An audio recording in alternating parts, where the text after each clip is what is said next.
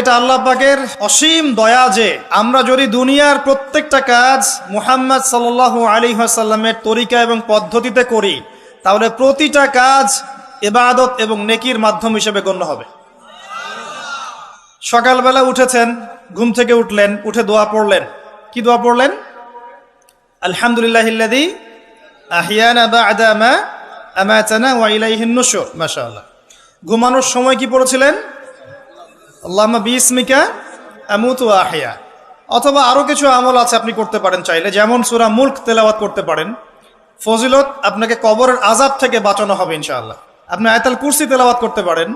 ফজিলত, সারা রাত একজন ফেরেশতা আপনাকে পাহারা দিবে ইনশাআল্লাহ। আপনি সূরা ফালাক, নাস, ইখলাস পড়ে ঘুমাতে পারেন এবং হাত দুটোকে একত্রিত করে ফু দিয়ে মাথা থেকে নিয়ে যতদূর পর্যন্ত হাত যায় মাসাহ করতে পারেন। ঘুমের মধ্যে আপনার কোনো সমস্যা হবে না ইনশাআল্লাহ।